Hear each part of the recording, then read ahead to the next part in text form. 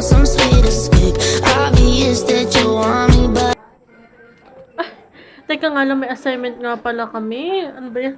About nga saan yun? Teka, ma-search ko nga. About sa 10 years from now, ano nga ba yung curriculum in school? Ah! Nasaan ako? Anong lugar to? Ba't ako nandito?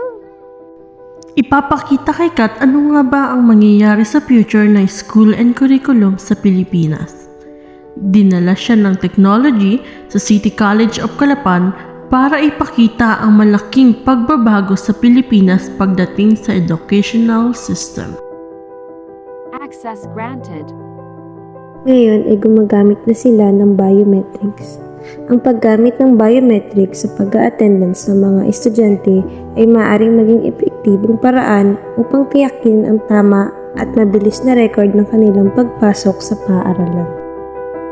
Sana naman to?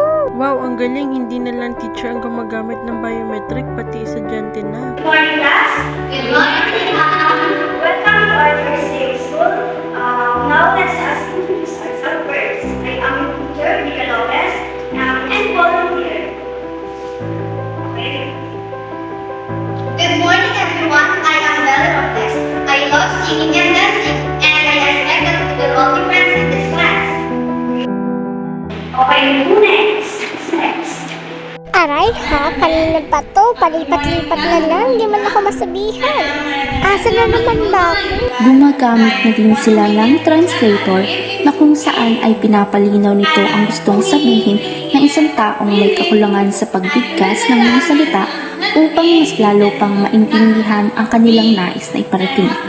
Hindi lamang ito sa loob ng eskwelahan mainam na gamitin sapagkat magagamit din nila ito kahit saan sila magpunta. I am Maria Napakabisa Teresa at Manipon napakadaling Mangitan. gamitin. I want to be a teacher someday. Wow, nakakamangha naman itong bagong technology na to. Madali nang mauunawaan yung mga hindi maayos I want to make makapagsalita. friends with you guys. Thank you. Translating done. Ang videong ito ay nagpapakita ng pagtanggap ng institusyon sa may mga kapansanan ng buong buo nang walang halong pangungutya, panghahamak at itinuturing na kapantay ng mga walang disibilidad alinsunod sa tinatawag na inclusivity. Ano? Nasaan na naman ako? Oh, ano to? Ito na ba ang lagusan pabalik? Ano? Kamusta ang paglalakoy mo? Sana'y nakatulong ako sa iyo na ipakita ang iyong kailangang malaman. Bago ka tuluyang umalis, ay pakinggan mo muna ang sasabihin ko sa iyo. Teknolohiya sa kasalukuyan ay nagbibigay daan sa makabagong mundo ng lipunan. Lahat ng sektor ay halos saklawin na ng pagbabagong nagaganap sa kasalukuyang panahon, gayon din sa hinaharap. Isa sa mga nasaklaw na ng pagbabagong ito ay ang sektor ng edukasyon. Marahil ang katanungan na pumapasok sa iyong isipan ay paano? Sa paglipas ng panahon, unti-unting nababago ang katayuang lulan ng edukasyon para sa mga guro at estudyante. Mula sa pagbangon sa higaan at paghanda ng sarili bago sumabak sa talakayang pagkatuto hanggang sa pagpasok sa paaralan, gayon na din sa mismong talakayan ng pag-aaral. Tulad na lamang ng mga natalakay sa inyong napanood, ang paraan ng pagsusuri ng pagpasok at paglabas ng mag-aaral gamit ang isang biometric.